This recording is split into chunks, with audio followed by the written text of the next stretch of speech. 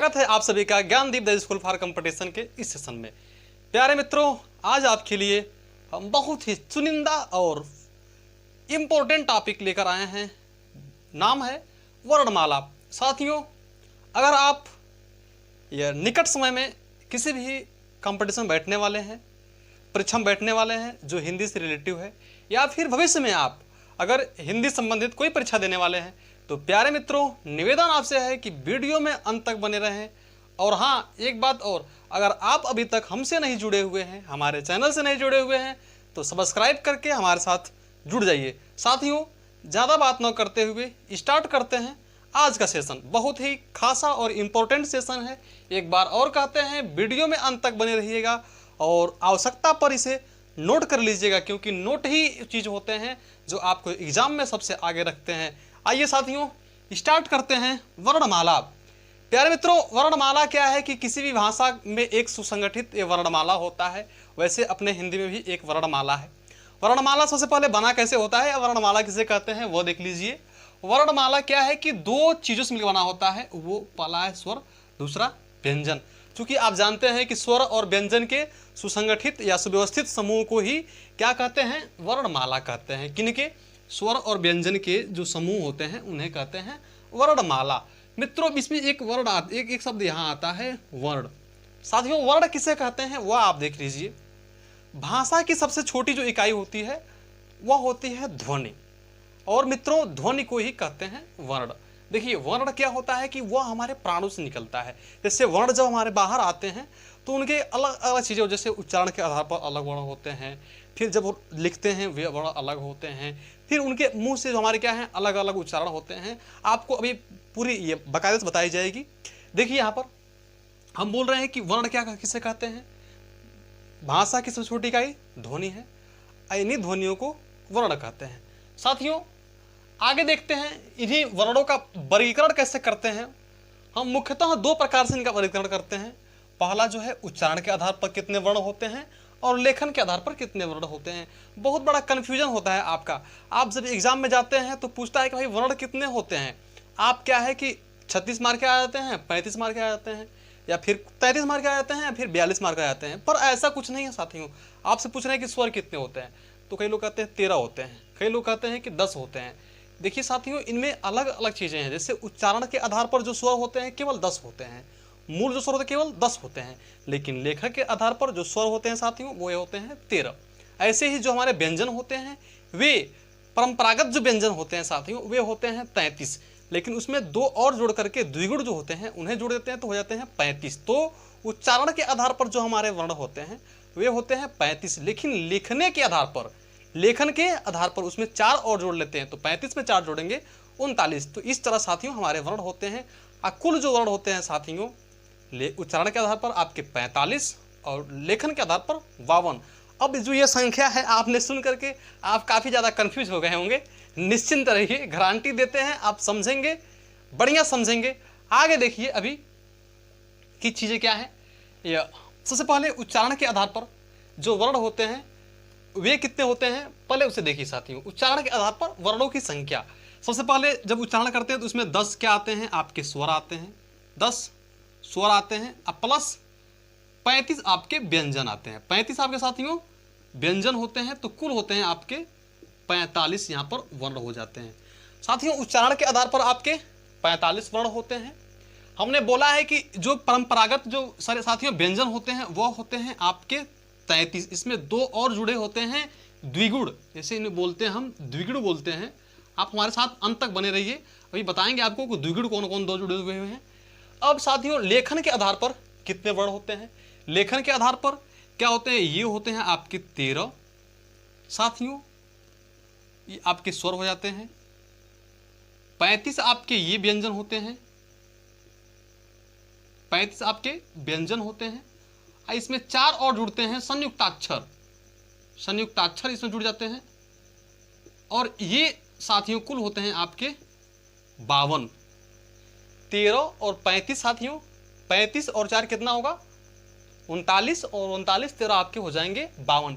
ये संयुक्ताक्षर 4 कौन कौन होते हैं आपको अभी दिखाएंगे हम। लेकिन यहाँ पर एक कन्फ्यूजन छोटी सी आती है कि सर बोल रहे हैं ये कैसे वर्ण और स्वर होते हैं, एक बार कैसे 45 होते हैं और एक बार कैसे 52 होते हैं, कि मैंने उच्चारण के आधार पर और लेखन के आधार पर इन दोनों में कितना अंतर है उसे आप थोड़ा सा ध्यान दीजिए और देख लीजिए।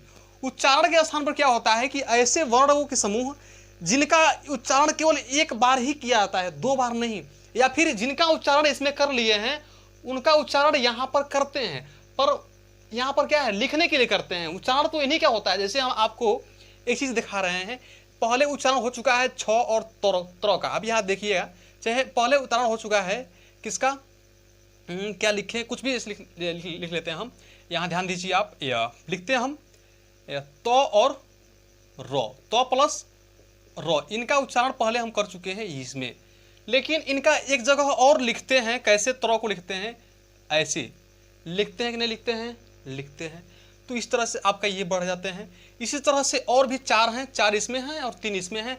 वे कौन कौन हैं, जैसे इसमें हम उच्चारण पहले कर चुके हैं अ और नौ का, अ और नौ का इसमें उच्चारण हम पहले कर चुके हैं, लेकिन यहाँ पर लिखते हैं ऐसे, अंग लिखते हैं। तो यही वाला साथियों क्या होता है कि आप यहाँ पर भी पढ़ते हैं, तो इस तरह से आपके उच्चारण और लेखन में जो लेखन वाले हैं कुछ बढ़ जाते हैं, क्योंकि हमने इसका जो अंग है साथियों हम पहले पढ़ चुके हैं अ और नौ इसमें, तो यहाँ तो उसका आवश्यकता था नहीं, लेकिन इन दोनों को मिला करके हमारे भाषाविदों ने एक जगह लिखा है ऐसे अंग, तो इसलिए इसको हम यहाँ पढ़ते हैं। हम आशा करेंगे कि आप इसमें ज़्यादा कंफ्यूज नहीं होंगे।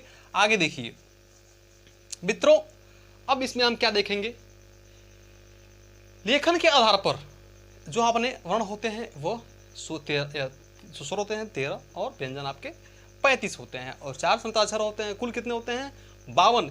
इसे अभी हम देखेंगे। इसमें जो ये 13 और 10 स्वर होते हैं उन्हें आप अभी देख लीजिए। सबसे पहले हम इसका जो है 2 प्रकार से व्याख्या करेंगे। पहला कैसे करेंगे, स्वर, और दूसरा व्यंजन। तो सबसे पहले स्वर देख लेते हैं कैसे और कितने कितने स्वर हैं, फिर हम आगे देख लेंगे व्यंजन देख लेंगे। तो स्वरों का वर्गीकरण सबसे पहले करते हैं। तो वो जो स्वर हैं उनका वर्गीकरण मुख्यतः 4 प्रकार से करते हैं, लेकिन अभी हम यहाँ पर क्या है कि 3 ही पढ़ेंगे जो स्वरों का अपना वर्गीकरण है। स्वरों का जो अपने मुख्य वर्गीकरण है वह 3 प्रकार से हम पढ़ेंगे। देखिए पहला क्या होता है कि उच्चारण के आधार पर, पहला क्या पढ़ेंगे, उच्चारण के आधार पर। दूसरा अपना क्या पढ़ेंगे हम, जीभ के प्रयोग के आधार पर। और तीसरा पढ़ेंगे ये हवा जो नाक और मुंह से निकलती है उसके आधार पर। ये बहुत ही इंपॉर्टेंट चीज़ें हैं, परीक्षा में आपके यहीं से चीज़ें पूछी जाती हैं। देखिए यहाँ पर उच्चारण के आधार पर जो अपने ये स्वर होते हैं वो होते हैं 3। पहला है ह्रस्व, दूसरा दीर्घ, तीसरा प्लुत। ये 3 स्वर होते हैं। जैसे ह्रस्व स्वर में क्या आते हैं कि जिन स्वरों को पढ़ने में सबसे कम समय लगता है, बिल्कुल कम समय लगते हैं, उन्हें कहते हैं अपना ह्रस्व कहते हैं। जैसे देखिए इसमें जो है अ होता है, ई होता है और उ, ये छोटा छोटा तीनों हैं, मतलब ये अ, फिर ये ई और ये उ, ये तीनों होते हैं अपना ह्रस्व। क्या बोले हैं कि जिन वर्णों के उच्चारण में एकदम कम समय लगते हैं, बिल्कुल कम समय लगते हैं, उन्हें कहते हैं मित्रों, उन्हें कहते हैं हम ह्रस्व कहते हैं। जिनके उच्चारण में साथियों ज़्यादा समय लगते हैं, जैसे अपना दीर्घ है, फिर क्या है यह प्लुप्त है। दीर्घ में क्या साथियों कि बहुत ज़्यादा समय लगता है इनके उच्चारण में, तो उन्हें देख लेते हैं। दीर्घ में साथियों क्या है कि अपने ये जो सबसे बड़े बड़े, जैसे इनको छोड़ करके जितने भी आपके स्वर हैं, जैसे आ है, फिर बड़ी ई है, बड़ा ऊ है, ऋषि है, ए है, ऐ है, ओ, औ, अंग, अ, ये सारे आपके आ जाते हैं दीर्घ में। मतलब क्या है कि जिन वर्णों के उच्चारण में ज़्यादा समय लगता है, जिन वर्णों के उच्चारण में क्या होता है पढ़ने में ज़्यादा समय लगता है, उन्हें कहते हैं हम दीर्घ कहते हैं। अब प्लुप्त क्या होता है, जिनके उच्चारण में बहुत ज़्यादा समय लगता है, जैसे कहते हैं हे राम, जैसे कोई कहता है राम राम, तो आप जब राम राम बोलते हैं तो ये वाला जो चिन्ह है इसका प्रयोग करते हैं। जैसे ओम लिखते हैं, ओम ओम ओम आप बहुत बोलते हैं तो उसमें ऐसे लगाते हैं, तो ये वाले जो चिन्ह होते हैं ये आपके होते हैं प्लुत स्वर। आशा करते हैं आप समझे होंगे। ह्रस्व क्या होता है, जिनके उच्चारण में कम समय लगते हैं। दीर्घ क्या होता है, जिनके उच्चारण में ज़्यादा समय लगते हैं। इनको छोड़ करके बाकी जो ये आपके दिख रहे हैं सारे होते हैं। फिर प्लुप्त क्या होता है आपके, इसमें बहुत ज़्यादा समय लगते हैं। एक बार और दिखा दें कि आपके जो स्वर होते हैं साथियों, परंपरागत जो स्वर होते हैं वे होते हैं 10। क्या होते हैं, 10 होते हैं। यहाँ देख लीजिए परंपरागत जो स्वर होते हैं कितने होते हैं, 10। कुल जो स्वर होते हैं वह होते हैं 13। परंपरागत जो स्वर होते हैं 10, उसमें कैसे कैसे होते हैं, इसको और इसको नहीं पढ़ते हैं, क्योंकि ये क्या है, उच्चारण के आधार पर नहीं है, केवल लिखने के लिए। ये तो ऋषि है साथियों ना, ऋषि हमने पहले तो पढ़ चुके हैं, उच्चारण कर चुके हैं, ऋषि, ऐसे ऋषि हमने पढ़े सर ना, तो ये उसका उच्चारण तो पहले कर चुके हैं, फिर भी लिखे हैं। तो लिखने के लिए तो है अपना, लेखन के आधार पर 13, यही बोल रहे थे, लिखने के लिए तो यह है, लेकिन उच्चारण इसका कर चुके हैं, तो वही उच्चारण 10 होता है। उच्चारण में गिनते नहीं इसको, उच्चारण में फिर इसको भी नहीं गिनते हैं, किसको, अंक को। आपने बताया है हमने क्या चीज़ यहाँ पर कि अ और प्लस क्या होता है वहाँ, जैसे उसे देख लिए अ और ह, अह होता है, तो हमने इसको लिख तो पहले लिया है साथियों ना, तो ये जो है उच्चारण हम पहले कर चुके हैं, तो उच्चारण में तो होता नहीं है, लेकिन लिखने के लिए अपना है, तो लिखने के लिए होता है। तो इस तरह से ये जो होते हैं तीनों उच्चारण में नहीं होते हैं, इनका उच्चारण पहले कर चुके हैं। आप आशा करते हैं समझे होंगे। दूसरा जो साथियों है वो जीभ के प्रयोग के आधार पर, जैसे जो स्वर होते हैं वो जीभ के प्रयोग के आधार पर होते हैं। सबसे पहले आप देख लीजिए कि थोड़ा सा रुकिए, एक मिनट थोड़ा सा वेट कर रहे हैं, क्योंकि जो सबसे इंपॉर्टेंट चीज़ें हैं वो ये चीज़ें हैं, इसे बता रहे हैं। लेकिन उससे पहले देख लीजिए कि जीभ के प्रयोग के आधार पर जो अपने स्वर होते हैं वे होते हैं 3। सबसे पहले जीभ के आगे वाले भाग से पढ़ते हैं, फिर बीच वाले भाग से पढ़ते हैं, और फिर उसके पीछे वाले भाग से पढ़ते हैं। देखिए बिल्कुल ये जो है, आप इसको जब प्रैक्टिकल करके देखेंगे, अभी जब आप मेरे साथ बोलेंगे तो आपको समझ में आ जाएगा। देखिए बारीकियाँ चीज़ें हैं इसमें, क्या है, बिल्कुल बहुत सारी बारीकियाँ हैं, आप ध्यान से देखिए तो समझ आएगी आपको। हम बोल रहे हैं कि अग्र स्वर होते हैं, कुछ स्वर क्या होते हैं जिनको जीभ के आगे वाले भाग से पढ़ते हैं। साथियों हम पढ़ रहे हैं जीभ के प्रयोग के आधार पर, तो जिनको जीभ के आगे वाले भाग से पढ़ते हैं वे होते हैं अग्र। इसमें 4 स्वर आते हैं आपके मुख्यतः, छोटी, बड़ी, ए और ऐ।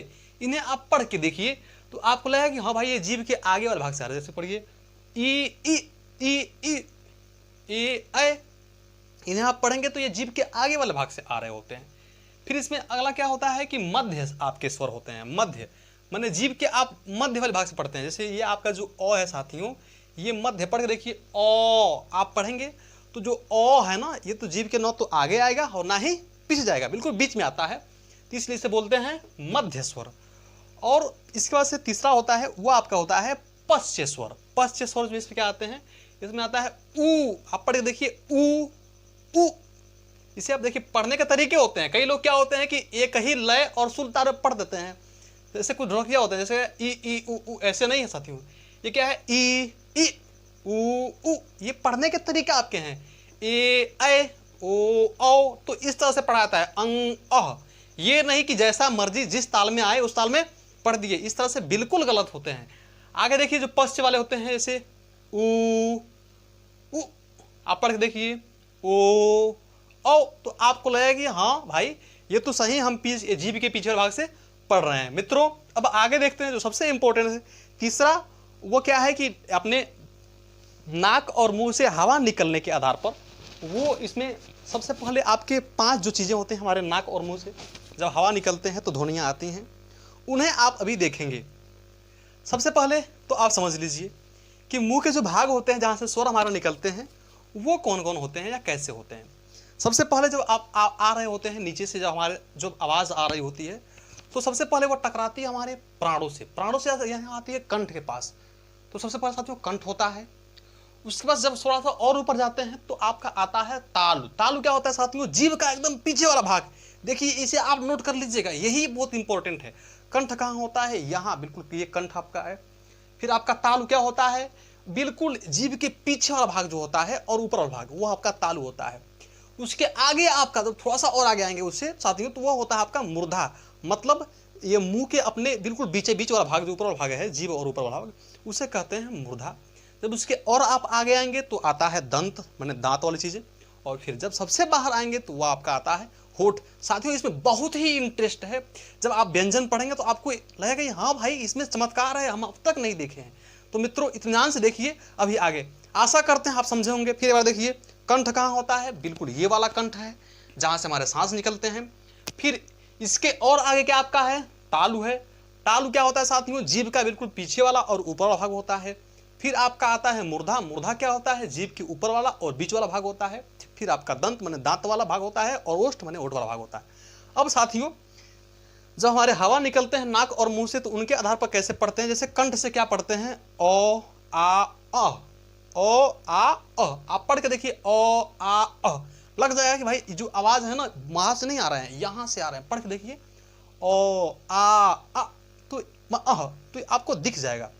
फिर ऐसा आते हो ताल। ताल मतलब क्या है कि और थोड़ा सा आगे आएंगे तो ई आपको बिल्कुल महसूस होगा। देखिए आप इसे एक बार पढ़ के देखिए अपने पास से, तो आपको लग जाएगा कि हाँ सही है। मूर्धा क्या कहाँ से आता है साथियों, ये आपके जीभ के बीचला भाग है। फिर ओष्ठ से आता है ये आपका ऊ और बड़ा ऊ। फिर आपके इसमें कुछ होते हैं जो कंठ और तालु मैंने दोनों के मिलने से बनते हैं, जैसे ये आपके ए और अय। कुछ होते हैं कंठ और ओष्ठ से ओ और औ। और एक होता है नासिका, मतलब ये होता है माने अंग जो है ये।